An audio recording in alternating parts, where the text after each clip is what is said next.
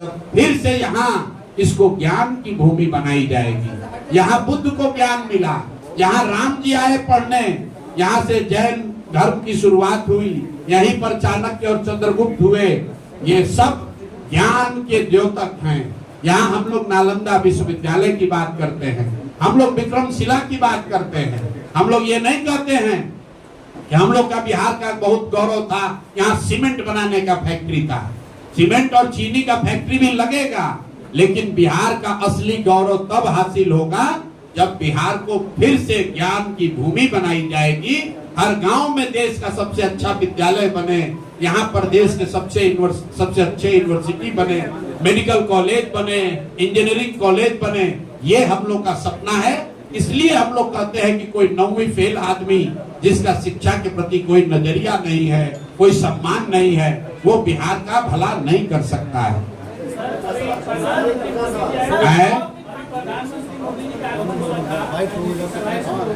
जी अब मेरे भाई आपने प्रश्न में ही बता दिया कि जिस दिन आप सभा करने आए हैं उस दिन बच्चों को आप उनका क्लास बंद करा रहे हैं। देखिए मैं अभी कुछ दिनों से बता रहा हूं, जितने आप लोग पढ़े लिखे समझदार लोग हैं बिहार में, आप जरा देखिए कि मोदी जी देश के प्रधानमंत्री हैं, वो गुजरात के भी प्रधानमंत्री हैं और वो बिहार के भी प्रधानमंत्री हैं। आप लोग से मेरा आग्रह है कि आप मोदी जी का भाषण गुजरात में सुनिए। गुजरात में मोदी जी जाते हैं तो वो बताते हैं कि जब 75 साल का गुजरात होगा तो वो कैसा दिखेगा, वहां शिक्षा कैसी होगी, वहां उद्योग कैसा होगा, वहां कृषि कैसी होगी। इसकी प्लानिंग, इसकी योजना अभी से बननी चाहिए। जब मोदी जी गुजरात जाते हैं तो बताते हैं कि सौर ऊर्जा का सबसे बड़ा केंद्र भी गुजरात में बनेगा। वहां पर वो गिफ्ट सिटी की बात करते हैं, वहां पर वो इन्वेस्टमेंट समिट की बात करते हैं, वहां पर वो बता रहे हैं कि कैसे पूरे देश को गुजरात देने वाला राज्य बनेगा। और जब बिहार आते हैं तो वही मोदी जी क्या बात करते हैं, भैया हम लोग आपको 4 किलो अनाज दे रहे हैं, ये मोदी की गारंटी है। उन्होंने बताया हम एक नया ट्रेन चालू कर रहे हैं ताकि श्रमिक परिवार के बच्चे यहाँ से गुजरात आराम से जा सकें। ये देखिए कितना बड़ा आपके हमारे मुंह पर चमाटा है। और आप लोग भी लिख रहे हैं कि मोदी जी की नई सौगात, नया वंदे भारत ट्रेन खुलेगा, ट्रेन में 2 नई बोगी लगाई जाएगी। अरे बाप रे, मतलब आप समझिए मोदी जी आपके मुंह पर कह रहे हैं कि तुम्हारे बच्चे कभी बिहार में फैक्ट्री नौकरी रोजगार नहीं करेंगे, वो जीवन भर यहाँ से ट्रेन में जानवरों की तरह बैठकर गुजरात जाएंगे नौकरी करने। तो गुजरात का आदमी बनेगा फैक्ट्री का मालिक और बिहार का बच्चे बनेंगे फैक्ट्री में मजदूर, और मजदूरी करने के लिए आपको ट्रेन और बस दिया जाएगा और आप और हम उस पर ताली बजा रहे हैं। मोदी जी का भाषण सुनिए। उन्होंने कहा रेल मंत्री ने बहुत बड़ी घोषणा की है। आप सोचिएगा क्या घोषणा हो रहा है।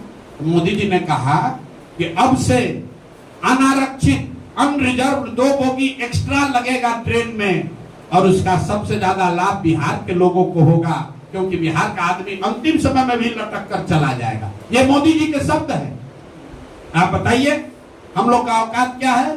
गुजरात का आदमी चलेगा 1 लाख करोड़ के बुलेट ट्रेन पर, आप बिहार के आदमी को कह रहे हो कि पहले से जो ट्रेन चल रही है उसमें 2 गो अनरिजर्व बोगी लगेगा। ये आपके लिए सौगात है और आप और हम इसकी चर्चा कर रहे हैं।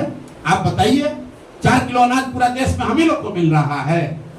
भाई 80 करोड़ लोगों को 5 किलो अनाज देने की योजना चल रही है, लेकिन मोदी जी का भाषण हमको आप सुनाइए। मैं चुनौती दे रहा हूं, कभी गुजरात में मोदी जी ने अगर ये कहा हो कि तुमको 5 किलो अनाज दे रहे हैं इसलिए वोट दो, लेकिन बिहार में आकर मोदी जी कहते हैं कि आपको 5 किलो अनाज मिल रहा है।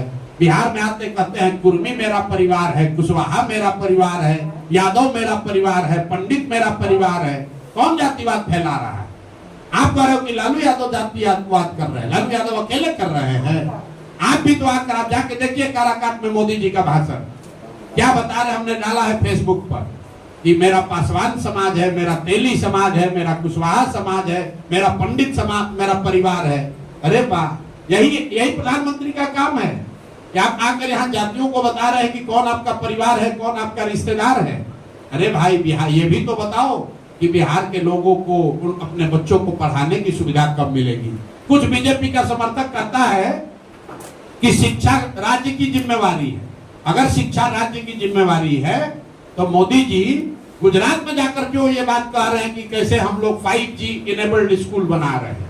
गुजरात में जाकर क्यों बात कर रहे हैं कि 1 लाख वहां शिक्षक और विद्यार्थी अब ऑनलाइन अपना अटेंडेंस जमा करा रहे हैं। वहां के लिए भी तो शिक्षा राज्य सरकार की बात है। ये गलती मोदी जी की नहीं है, ये गलती चंपारण के लोगों की है, बिहार के लोगों की है, आपकी और हमारी है। हम लोगों ने अपना भाव इतना गिरा लिया है कि कोई नेता आता है कहता है 4 किलो अनाज दे रहे हैं, हम लोग उसी पर वोट दिए जा रहे हैं। इसीलिए ये दुर्दशा है।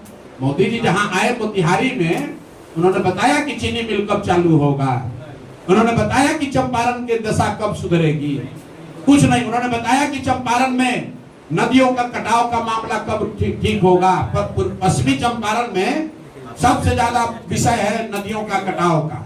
गंडक के वजह से कितने गांव, कितने पंचायत डूबे हुए हैं, हर साल डूबते हैं। बाढ़ आता है, नदियां गांव का गांव बहा कर लेकर चली जाती है। आप चलिए, लोग कहता है यहाँ जात का राजनीति होता है।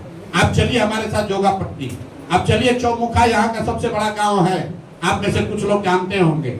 20,000 से ज्यादा यादव समाज के लोग वहां रहते हैं।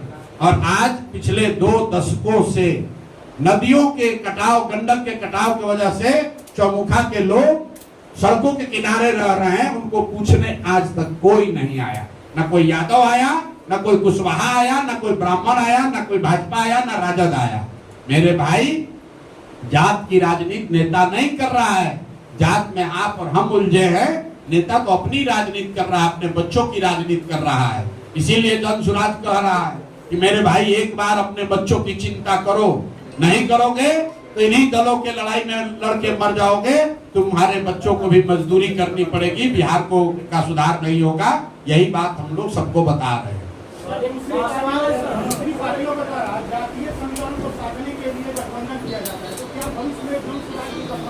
एक बार पहले ही बोल दिए, जब हम लोग का गठबंधन बिहार के लोगों से है, बिहार के गरीबों से है, बिहार में बदलाव चाहने वालों से है।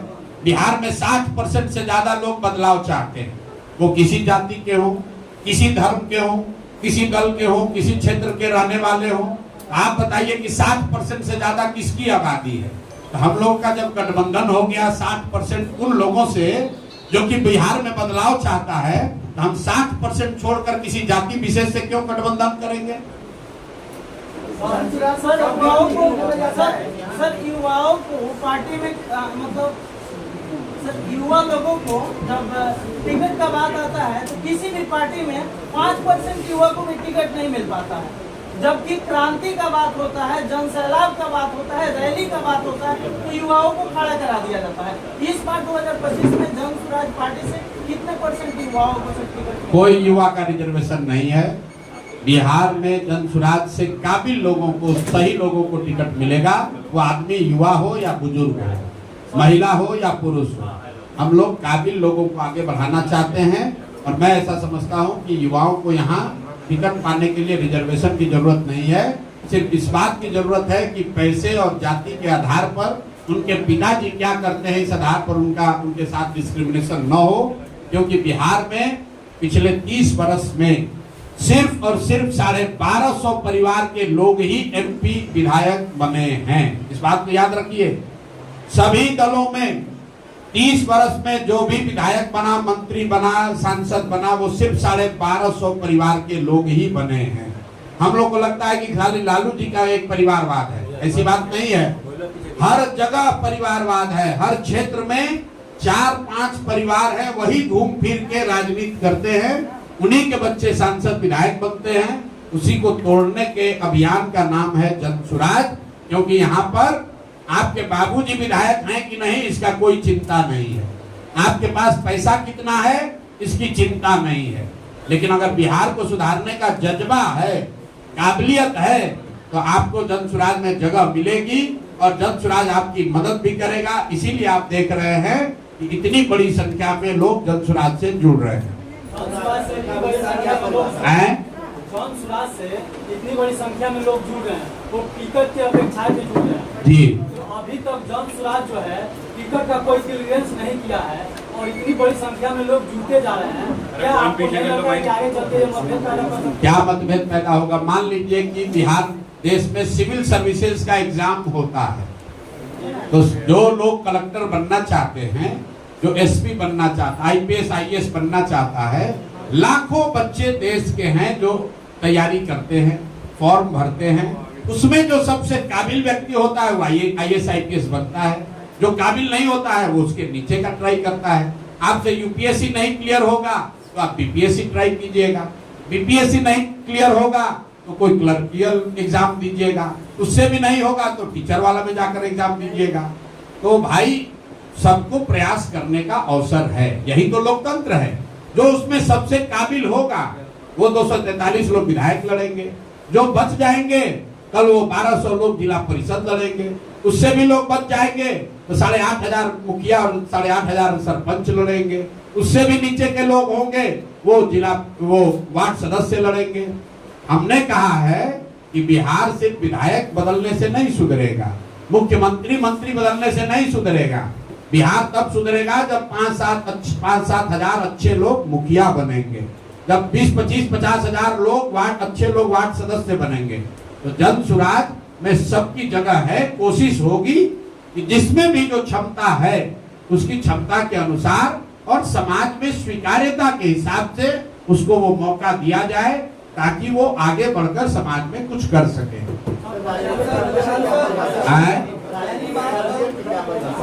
काबिलियत का परिभाषा ये है जिसके साथ जनता खड़ी है वो काबिल है। स्थानीय सांसद जी ने आपके बारे में अच्छी बात है। तो जो महिला फार्म भर रही हैं उसको आप लोग भी बताइए कि माई बहन योजना लागू करने वाले दल जो हैं, पहले हैं तेजस्वी यादव। तो तेजस्वी यादव को तो ज्यादा कुछ समझ है नहीं, आप लोग जरा उनके लिए गणना करके बता दीजिए कि बिहार में 6 करोड़ महिलाएं रहती हैं।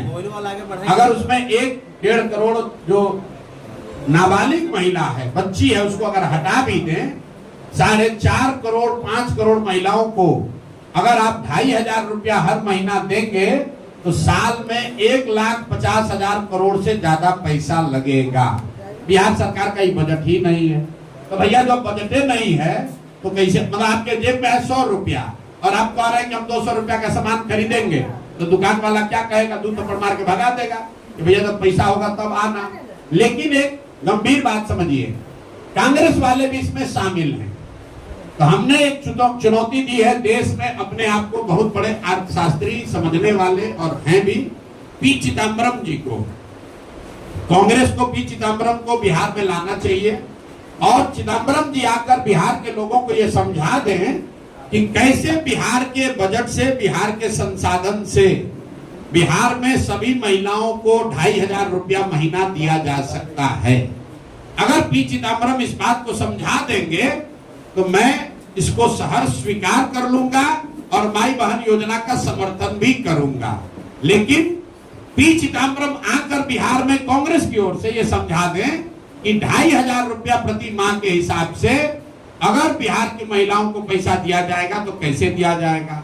साथ ही महोदय को खाली एक ही बात बताना है, राहुल गांधी भी रोज रोज आ रहे हैं, आप लोग जरा पूछिए कि अक्सर आप बिहार की महिलाओं पर इतना काहे फोकस है? कर्नाटक में आपकी सरकार है, तेलंगाना और हिमाचल में भी कांग्रेस की सरकार है। अगर आप इतना ही ज्ञानी हैं तो कर्नाटक, तेलंगाना और हिमाचल तीनों राज्य बिहार से ज्यादा धनी राज्य हैं, तो वहां पर महिलाओं को 2,500 रुपया आप क्यों नहीं दे रहे हो भाई?